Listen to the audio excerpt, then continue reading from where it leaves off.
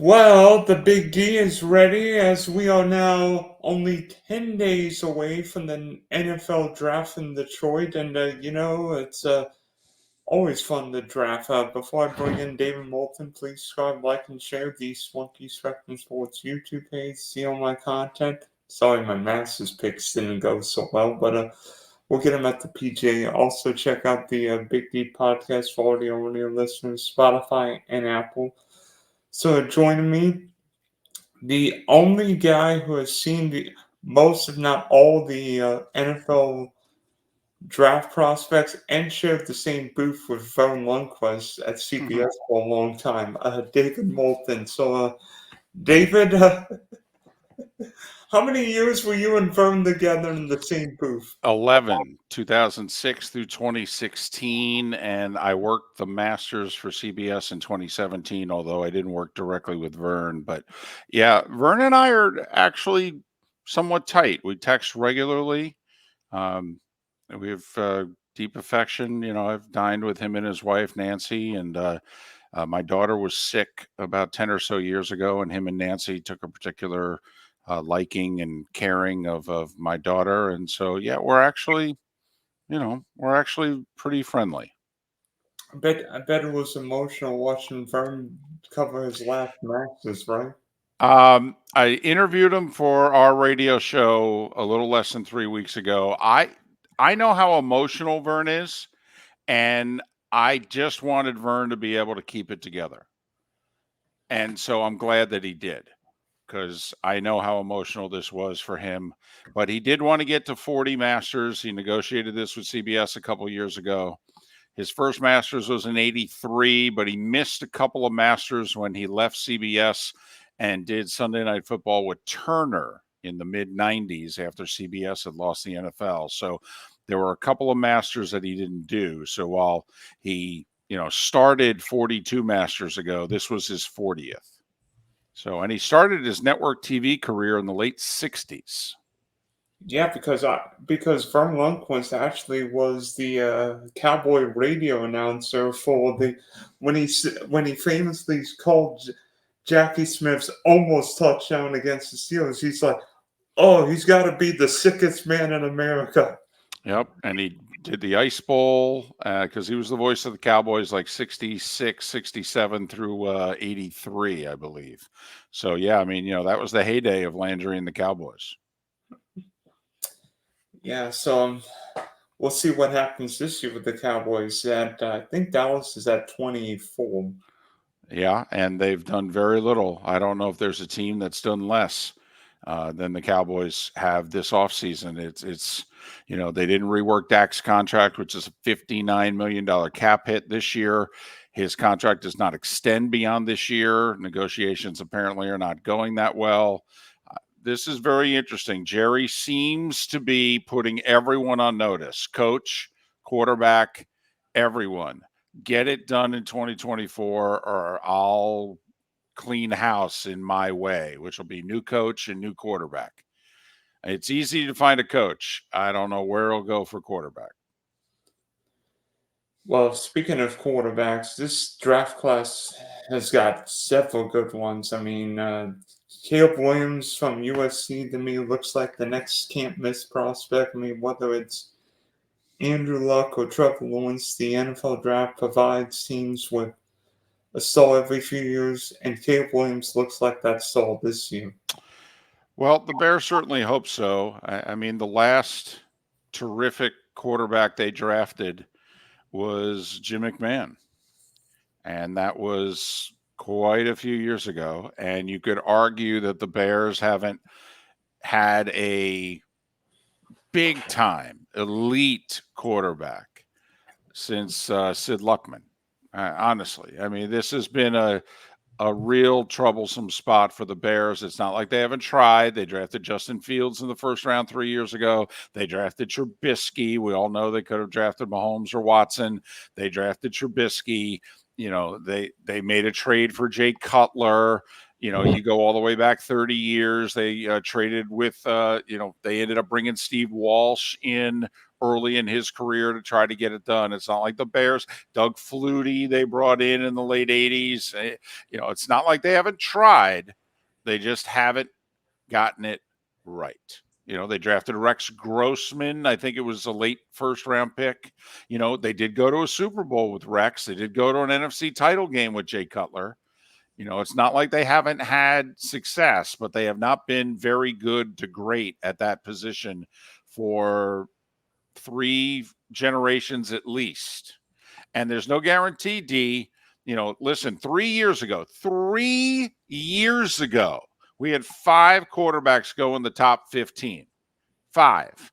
You know how many of those quarterbacks are with the teams that drafted them? Exactly, Trevor Lawrence. And by the way, Trevor Lawrence was just okay last year. At best, pretty good. He was not good as a rookie. He was good to very good as a second-year guy. Trevor wasn't better last year than he was year 2. Now, Jacksonville's going to pay him, and he's their, quote, franchise guy. But, right now, out of that draft, there's one guy who you could argue is not even living up to his hype and his draft status, and goodness knows the other 4 didn't. Yeah, and plus, we know how many 4,000-yard passes the Bears have produced. That'd be 0. Yeah, I have a feeling they'll have one of those soon just because of the nature of the game. Listen, I'm not sold on Caleb Williams in Chicago. That is the part of this equation that we have to start taking more seriously. The fit. It's not just whether or not the guy can play and he has talent, but is he a good fit for that particular organization, that coaching staff, that city? Caleb Williams, to me, has not shown himself to be a Chicago kind of guy. You got to be tough. You got to be thick-skinned. Caleb is not shown to be that. He has a reputation of not being the greatest teammate in the world. The Bears go through quarterbacks like chiclets. The Bears don't have a veteran backup to groom him, maybe keep him on the bench for a good chunk of this year until he learns his way. And until, quite frankly, the Bears show that they're pretty good on that side of the ball, which they haven't been in a long time. And if Matt Eberflus, who almost lost his job, doesn't have an 8-9+ win season this year, is Caleb Williams going to be a second-year guy with a whole new coaching staff? That's what seemingly is happening lately with a lot of these quarterbacks that are taken very high. The guys who draft them are getting fired quickly. And then they're 3 years into the league and they're on their 3rd different offensive coordinator and 2nd different head coach. I'm not sure about Caleb Williams in Chicago. I think he'd be much better, let's just say, in Washington than Chicago. I would want Jaden Daniels if I was the Bears, to be honest with you. I think he could handle Chicago. I'm a little worried about Caleb Williams and all the hype. Well, part of what makes Washington different is they just got new owners. Mm-hmm. And Caleb's old OC from USC is the OC in Washington right now. Mm-hmm. Now, it's not going to happen. The Bears are drafting him. And the real mystery with the Bears is what are they going to do at pick 9? Because they don't have a second-round pick, and they don't have a 5th, 6th, or 7th either. The Bears draft is 4 picks, 2 1s, a 3rd, and a 4th. So if you're the Bears, are you going to mortgage that 9th pick? And does anybody really want it? Is anybody going to give you a lot for pick 9? Like, if J.J. McCarthy, if you're the best thing that could happen is J.J. McCarthy starts falling. And people want to trade up, and they're willing to do it with you. But what?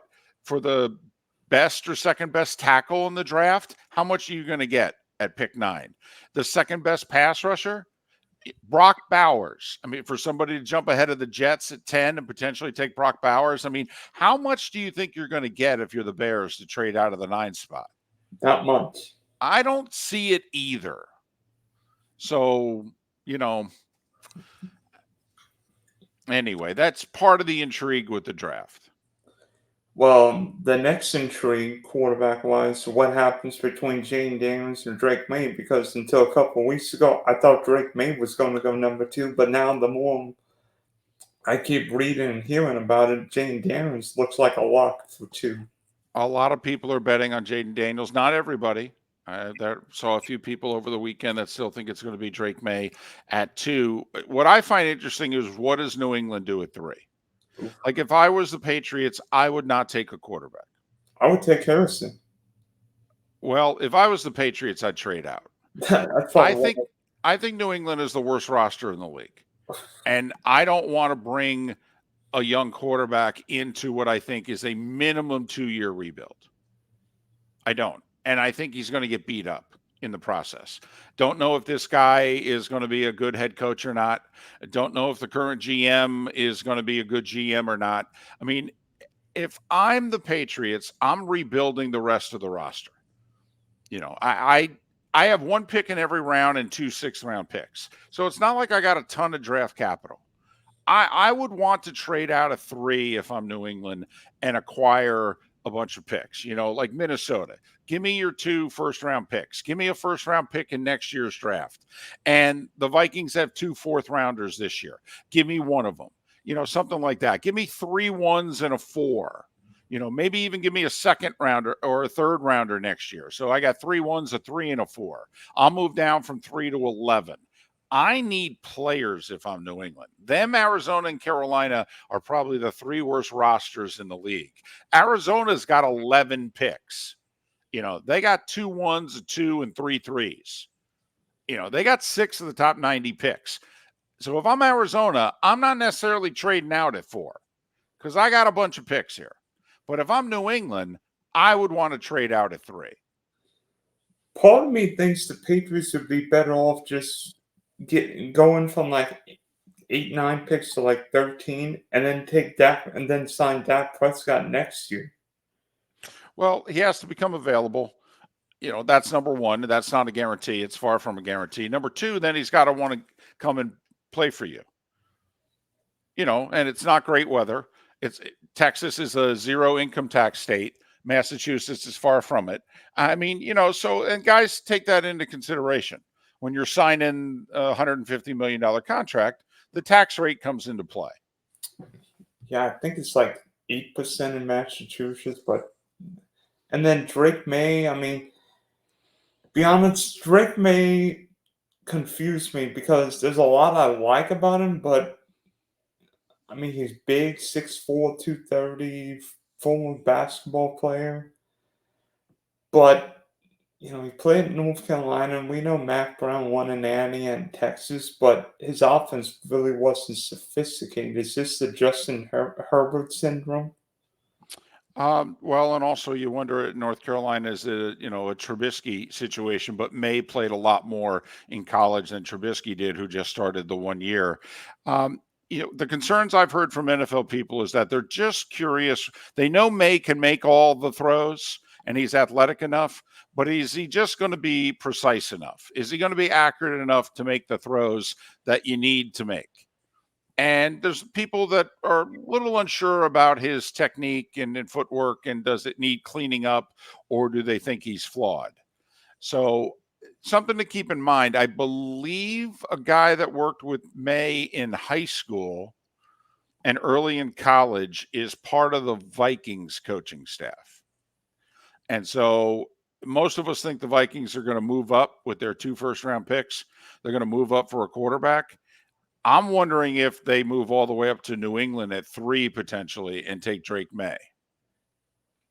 Yeah, because the Vikings don't need much. They've got a great running back, Aaron Jones, 2 great wide receivers. I mean, sure, Hawkinson's coming back from a knee injury, but Well, got bookend tackles. They lost 2 pass rushers. Their secondary still needs work. Justin Jefferson's a year away from free agency, and he said, I'm not going to sign an extension until I know what we're doing at quarterback. Yes, they do have Aaron Jones, but, is Aaron Jones, how much is left? He looked great in the postseason, but, do you think you're getting 2-3 years out of Aaron Jones, or are you just renting him for 2024? And if you're renting him for 2024 behind a rookie quarterback, how many games do you think you're going to win?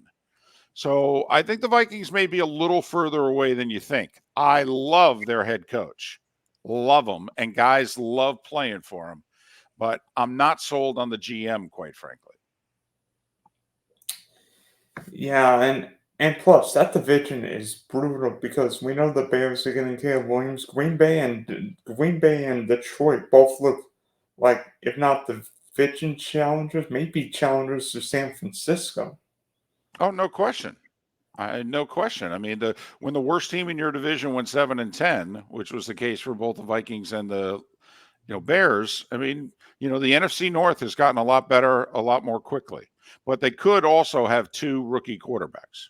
So 2024, the bottom half of that division might be vulnerable.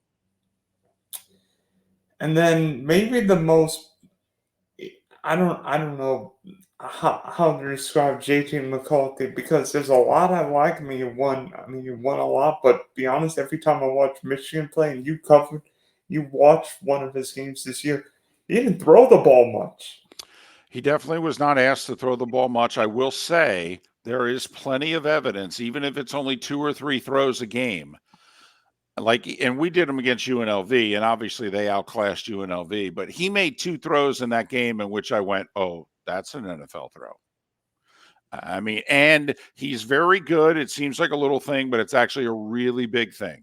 He hits receivers and running backs in stride, which produces a lot of yards after catch. Now, there's no doubt he played behind a terrific college offensive line. He had not one but 2 tailbacks for each of the last 2 years, and I think Corum's going to be a really good pro. But they weren't great at the tight end position. They only had 1 wide receiver last year. So while Michigan as a team was better than most everyone he played, when he was throwing to the perimeter, he didn't have the most elite guys. And he's got an NFL arm. He's got an NFL head. People question his touch. And apparently in workouts, he's shown a really good touch. There's just, you wonder, did he show enough in college that he'll be able to do that on Sundays, or because they were, what they lose 3 games the last 3 years, something like that, whether or not he really wasn't pressed. When you have the better team every Saturday, that's total opposite of the NFL. Total opposite. And that's why sometimes it's easier to judge a quarterback or a tackle or an edge rusher when they're playing on mediocre teams than whether or not they're playing on a great team. I think Jaden McCarthy's got a little Alex Smith in him, because you remember when Alex Smith played for the Niners and the Chiefs. I mean, he could move, not necessarily the biggest zone, but Acker could play in a system. Well, and the big thing on Alex was he wouldn't chuck it downfield. He was a dinker and a dunker. He was very accurate. He was a good leader, ran a great huddle, but he wasn't throw it downfield, final 2 minutes of a game type guy. He was never going to be great because he didn't take any chances. And there's no doubt J.J. McCarthy didn't have to take chances at Michigan. He didn't have to. What, they lose 1 game the last 2 years? So Yeah. But, that's part of the one thing that I believe J.J. McCarthy can do. I believe he can fit wherever he's drafted. I believe in J.J. McCarthy from the neck up. And I think that's important, D, when you're drafting a quarterback. I don't want J.J. McCarthy in New England. J.J. McCarthy's in Minnesota. He's got a chance, but not New England. Well, I mean, there's no doubt the roster's not good. It's not. But I mean, Harbaugh raves about him. Take that for what it's worth. And then Bo Nix and Michael Penix. I mean, you saw Bo Nix play a ton at Auburn before he transferred to Oregon. I mean, it seemed like Bo Nix changed. Now, of course, he saw 61 games of college. Nobody started more games in college than Bo, but no. And these are 2 older quarterbacks, if that means anything, unlike JJ, who, when you get him, he'll be playing this year at 21. Penix and Nix will be playing this year at 24, if that matters to you and your team. To me, it doesn't. I mean, if I get 8 to 10 years out of a first-round pick at quarterback and I'm happy with it, I take that and run every day of the week. I'm not a huge Bo Nix guy. I'm not. I don't like that offense. I think it's a difficult offense to judge a quarterback in. The one thing I would want to know with Penix is he was not good in the national championship game. I would want to dig into that and find out why. How much of that was on him? I will say there were a handful of drops in that game, including 2 by a Dunzy, okay, that everybody raves about and says will go in the top 10. But also, I want to know how much of that was the Washington coaching staff versus how much of that was Penix. Because Michigan clearly caused Penix to hesitate, hold on to the ball, and he completed less than 50% of his passes. So I got to dive into that game. Physically, I would draft Michael Penix in a heartbeat. Because also, his injury concerns, he hasn't been injured the last 2 years at all. I mean, he's just played 2 full years without a single injury, without a hiccup of any kind. So I'm fine with the injuries, and I'm fine with him being 24. I just got to dive into that Michigan game. It seemed like whenever Michigan duressed him, Penix could not find the receiver. It seemed like for the first time all year, because Washington's tackles will. I mean, Washington's Fatano will be a first-round pick. It seemed like Michigan did a really good job of scheming for Penix. I mean, of course. Well, and also, that Washington offensive line won the Joe Moore Award as the best offensive line in college football. And those guys who vote on that are former offensive linemen, and they take it very seriously. Like, there are certain awards that guys win based on reputation and hype, not the Joe Moore Award. Washington got that, not the Michigan offensive line, which you would have thought they would have won it, returning virtually everybody, blah, blah, blah. So, but you're right. Michigan, who had some NFL players up front, maybe not first rounders up front, but some NFL guys up front. And Michigan was very well coached. And they put some pressure up the middle. They could push the pocket. Penix didn't have, even against Texas in the semifinal, that Washington offensive line manhandled the Texas defensive line. And 2 of those guys, one's going in the first round and one's going in the second. Michigan schemed it differently. It's why, D, I'm telling you, I got to dive into that Michigan tape if I'm thinking about Michael Penix. I don't think anybody's got a bigger arm than Penix, but he's not going to be a run guy. It feels a little like Tua, if you ask me. Well, what's wrong with that? I mean, he's not a top 5, 6 quarterback in the league, but if he's somewhere around 12, I mean, think about all the teams that need a quarterback. Think about all the teams that would cut off an arm to have the 12th best quarterback in the league for the next 8 years. The Bears, the Commanders. Yeah, no, I mean, no, seriously. I mean, there's 15 teams minimum who'd be like, oh, please, I'll take them. It's like all this, dogging of Kirk Cousins. We can go through it right now. Kirk Cousins, top 10 quarterback in the league. Now, you don't think you're going to win the Super Bowl with Kirk Cousins, that's fine. But he's better than damn near 24 quarterbacks in the NFL. So, I mean, no offense. You got to find somebody else to dog. I get you don't think Dak Prescott is a great quarterback. He's only good. And you don't think maybe you can win the final game of the year with Dak Prescott. I get it. But there's a lot of other guys out there that you'd go 6-11 with. And at least Dak's win. I mean, they've won 12 games 3 years in a row. I mean, he can't suck. I think Cowboy fans just diss quarterbacks because Danny White got the 3 straight NFC titles and title games in the 80s. I mean, he might not have been Roger Staubach, but wasn't that bad. Well, there's no doubt, but at least he was having playoff success. I mean, at least they were winning playoff games. Dak's problem is they're not even winning playoff games. And Dak's the reason why the Cowboys lose playoff games. Well, certainly a couple of them. Okay, so who quarterbacks in today's NFL? Wide receivers. And Marvin Harrison Jr. is wow. I mean, that guy's really good. I mean, they were I think there's 4 elite ones though, D.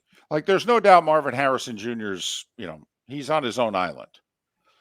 But, the 2 LSU receivers, Malik Neighbors and Brian Thomas Jr., I mean, those are top 15 picks. They may not be Marvin Harrison, who most people think is the best player in the draft. but they're really good. The kid from Washington, Adunzi. I mean, that's a consensus top 10 pick. I think you have 4 wide receivers who, when you draft them, D, you think these are number 1 receivers. Okay. That everybody else, it's a deep wide receiver class. But I think once you get past the top 4, the 2 kids from Texas, McConkey from Georgia, Coleman from Florida State. I mean, we could rattle off 10 of them, 15 of them. To me, they're all 2s. You got 4 number 1 wide receivers. And that's why, to me, if you're New England or Arizona at 3 and 4, and if you're trading out, I don't want to lose one of those number 1 wide receivers. I don't. Who I can get on a rookie deal for 5 years. 5 years. So that, to me, once you get past, whoever it is you've got 4th, most people have Brian Thomas Jr. of LSU as the 4th, or Neighbors, his teammate, as the 4th. Once you get past Harrison, Adunzi, and the 2 LSU wide receivers, then I think you're drafted number 2. To me, it's the difference between Mike Evans and Chris Godwin. One's a 1, one's a really good 2. There's a difference. Yeah, and we saw today, the Philadelphia Eagles gave Devontae Smith $75 million. Yeah, because they said you may play the 2 role on our team, but for half or more of the teams in the league, you'd be a 1. And the Dolphins are going to have that dilemma coming up in a year with Waddle. I mean, for half the teams in the league, Waddle would be a 1. Well, on Miami, he's a 2 because of Tyreek. So you wonder if next year or the year after, are the Eagles and or Dolphins actually going to move their number 1 wide receiver? Because he's making too much money. But we'll worry about that. Are the Bengals in that same boat with T. Higgins? I think they're just going to let him go. I don't think Higgins is a 1, by the way. I think he's a terrific 2. Okay, and clearly the other guy's a 1. So yeah. I think the Bengals are all in. They went to back-to-back AFC title games before Burrow got hurt. I think they believe if Burrow's healthy, we're a Final Four team, and we're all in. Because Cincinnati can't pay for Burrow, Chase, and Higgins. D. Teams can pay whoever they want to pay. I mean, the Chiefs figured out how to get Chris Jones. I mean, D, the cap just went up like $40 million. It's going to go up $30+ million a year for the next 10 years. Burrow signed. Okay, he signed. Now, it's a lot of money, but he signed. Plus, if they need to, they can restructure it and lower the cap hit. I mean, these teams can keep these guys. They can. They just choose not to.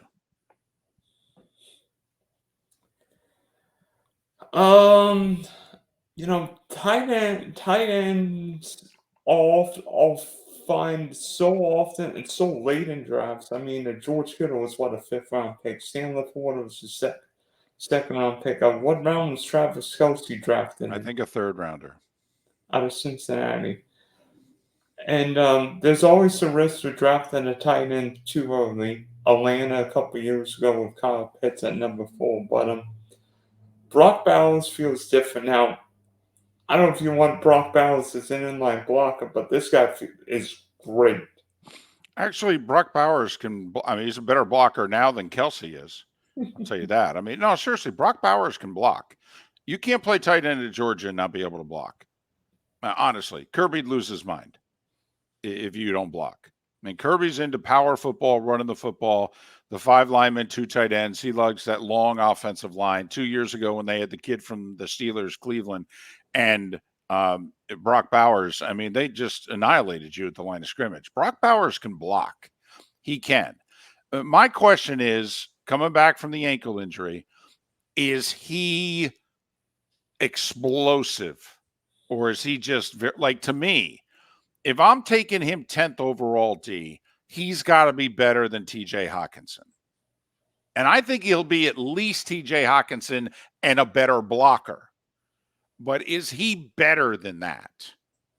I think the Jets take him at 10. I think they should take a tackle because they got 230 plus guys who are big question marks as their offensive tackles. And I think they need to upgrade that position as we saw last year.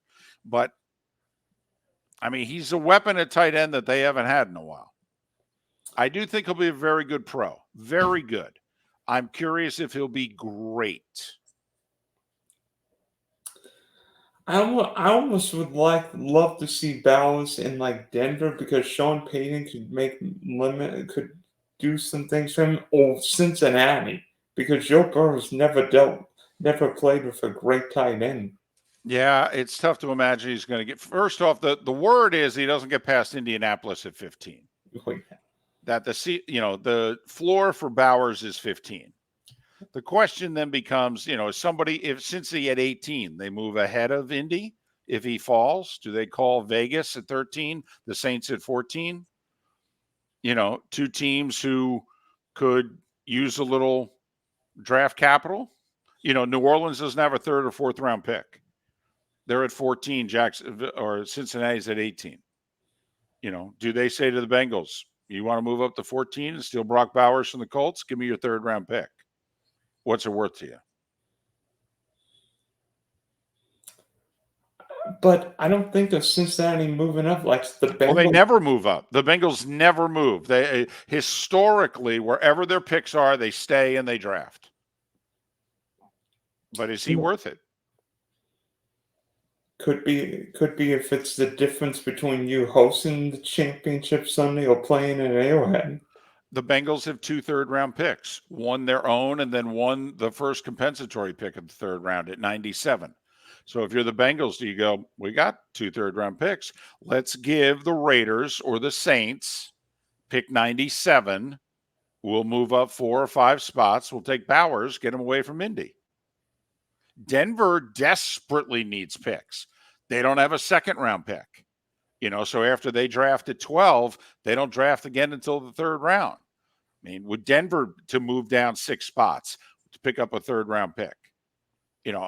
If I'm the Bengals and Bowers gets past the Jets at 10, I'm on the phone. Yeah. I mean, would Harbaugh consider him at 11 if the Chargers move back with Minnesota? I don't know. I don't know if you want to give up. You mean trading up for him or trading down? Trade back. Let's say Minnesota trades 11 and 23. The Chargers are at 11 and 23. Mm-hmm. And then trade out at 11? And then take Bowers at 11. Interesting. Hey, we don't know.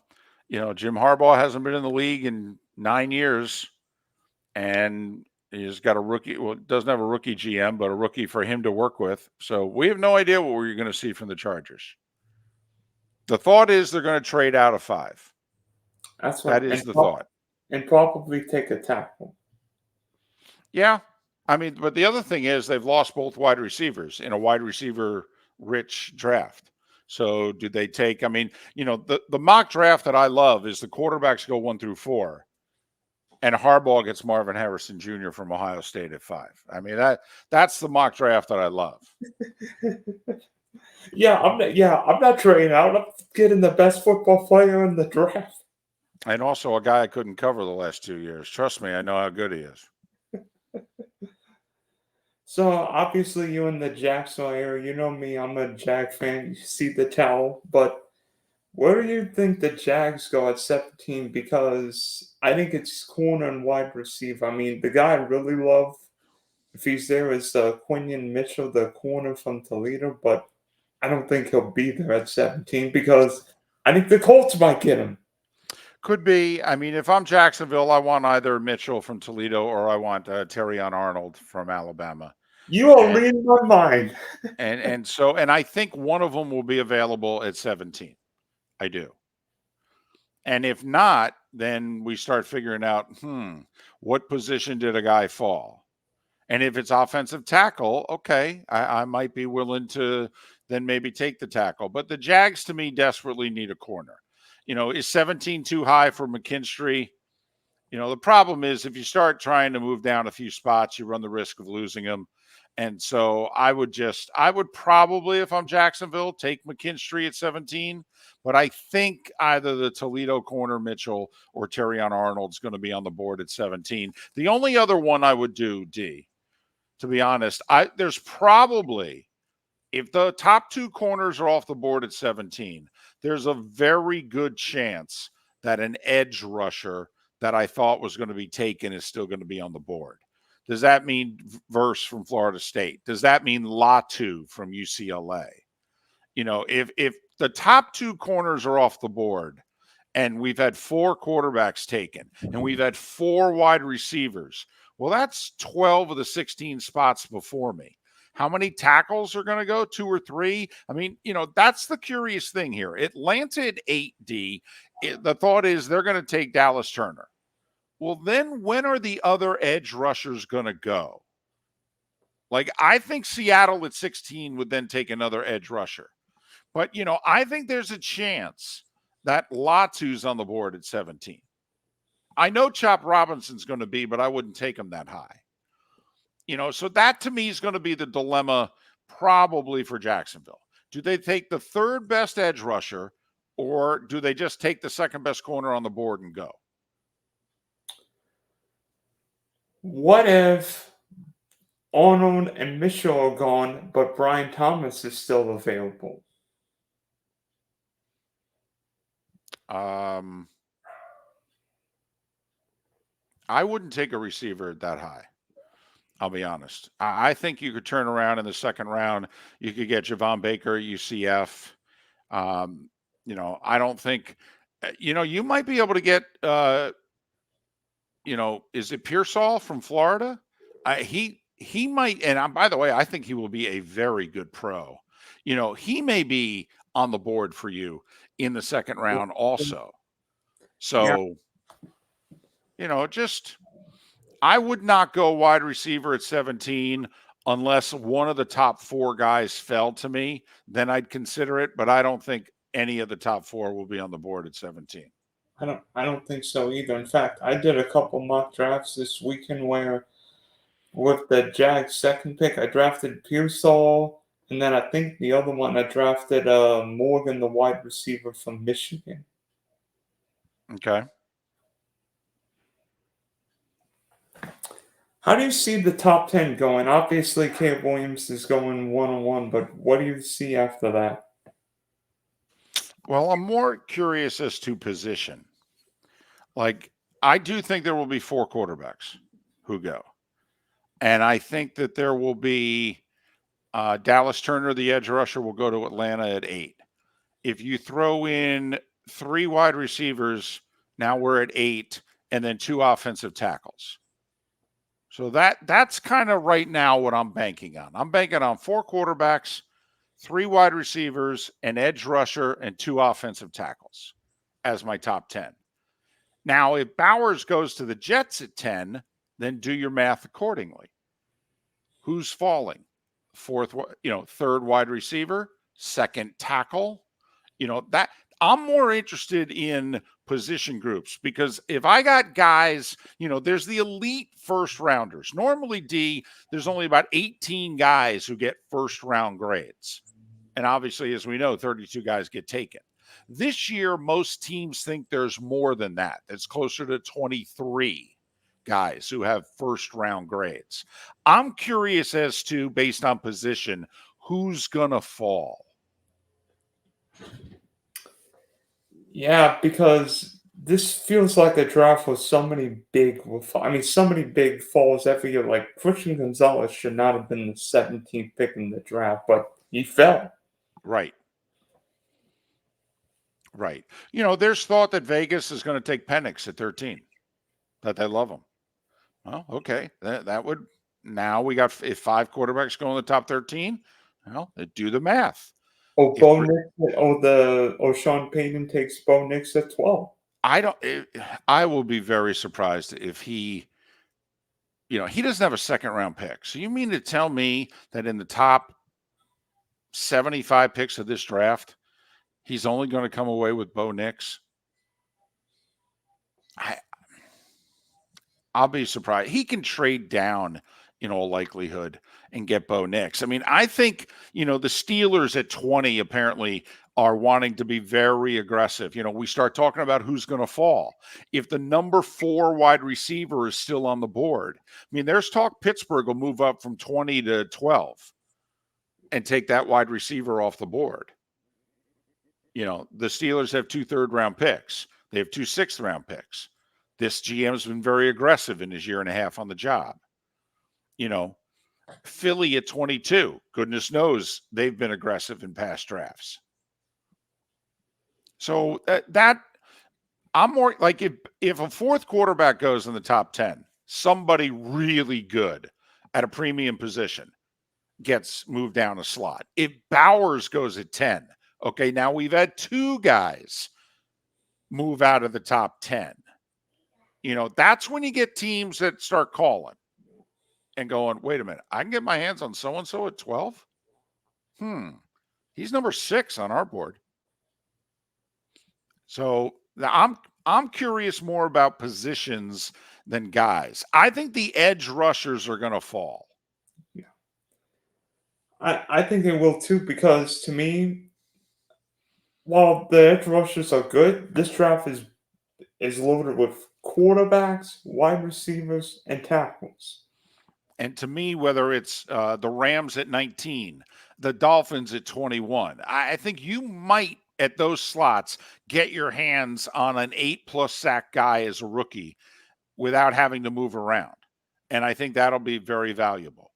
Like, if I'm Tampa Bay at 26, am I going to have to move up 2-3 spots to get McKinstry? Because I'm worried about Green Bay at 25, 1 spot ahead of me, taking them. I'm worried about Detroit at 29, trading ahead of me to get them. Or do I just hang tight if I'm Tampa Bay and think, Chop Robinson might fall into my lap here at 26, the Penn State edge rusher. Why don't I just hang tight? Because they could use an edge rusher desperately. So to me, there's a lot of intrigue moving around 3, 4, in some cases 6, 8 spots in the first round. Like, I don't know how many trades we'll have in the top 10. I think we'll have no more than 2. But I think all hell could break loose afterwards. Be honest, Seattle intrigues me the most because we've not heard one peep from Seattle. I mean, we've heard peeps for the last 2 months. The Vikings are going to trade for a quarterback. We've heard the Chargers want to move out, or the Cardinals may want to move out. We've not heard one peep from Seattle, and I don't know what's going to happen there because you got a first-time head coach there. I mean, I don't think Geno Smith or Sam Howell will be the long-term answer there. And Seattle's offensive coordinator, Coach Michael Penix in Indiana, Washington, is there a chance the Seahawks take him at 16? Sure. But they also don't have a second-round pick. So they would have to be absolutely enamored with Nix or Penix, because then really their draft's going to be defined by that guy who's not going to start this year. And Seattle's in no man's land. They're a 9-win city. Back-to-back seasons where they've had 9 wins. Seattle, I mean, they forced Pete Carroll out because they want to make the leap and challenge the Niners. So is spending your first-round pick on a quarterback who's not going to play? Or do you see them potentially as a trade? Like Green Bay's got, 6 picks in the top 91? And Seattle doesn't have a second-round pick. Green Bay's got 2 2s, 2 3s. They have 5 of the first 91. Don't you think Green Bay at 25 and Seattle at 16 is a perfect trade partner? And Green Bay, by the way, trading ahead of Jacksonville to do what? Draft a corner. Exactly. Okay, so I think it's more likely Seattle gets a second-round pick from the Packers and moves down 9 spots than it is they take a quarterback at 16. Because Green Bay, the 2 spots Green Bay needs are corner and left tackle. Other than that, the Packers are loaded everywhere. They've got 15 wide receivers. Also, they're the youngest team in the league. So if you're Green Bay, do you really want to use those 5 picks in the first 91? Do you really need that many more young guys, or do you want to take those 5 picks and make them 3 and get 3 targeted players of need? Because what if let me think. Who's the tackle from Washington? Furtado? Fasciano is the Penn State kid. Fasciano, sorry, yeah. Fuago is the Oregon State kid. But Because yeah, they may look at Mims from Georgia. They may look at J.C. Latham of Alabama and go, "That's our plug and play tackle. Let's go." or the kid from Washington, if he falls, he could be there at 16. You talking about the receiver No, or the who? tackle. Well, he's more of an inside. He's more of a guard. Okay. Okay, Fatano, yes. Okay, well, that's another one. The inside guys. How high are you going to take them? You got Fatano of Washington. You've got Powers Johnson of Oregon. Like, there's a lot of thought that the Dolphins are in love with Powers Johnson of Oregon. Play center or guard, plug and play. That would be great for them. That Dallas at 24 wants a plug and play offensive lineman. Or even the kid from Duke. Yeah. Graham Barton, a lot of people think you can get him in the second round. The West Virginia center, Zach Frazier, a lot of people think very late first round, early second round. This is where if you're Green Bay, you've got 2 2s and 2 3s, you can move around here. What they do 2 years ago, they made a deal with the Vikings. They took 2 2s, moved up early in the second round, took Christian Watson.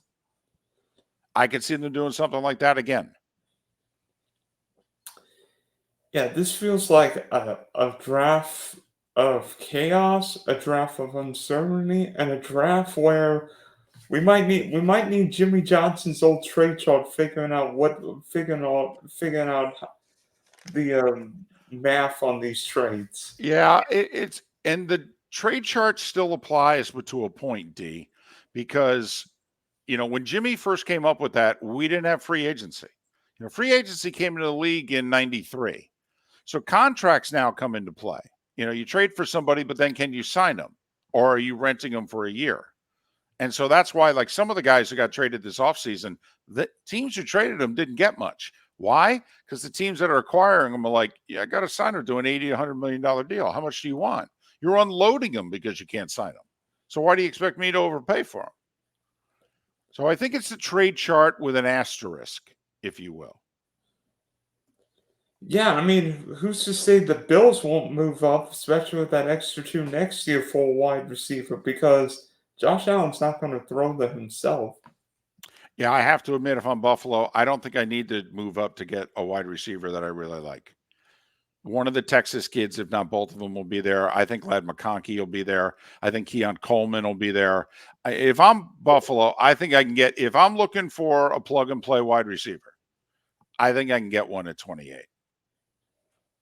Now, if I think I want to replace Tre'Davious White, and McKinstry is who I want, the number 3 cornerback, and the top 2 have already gone.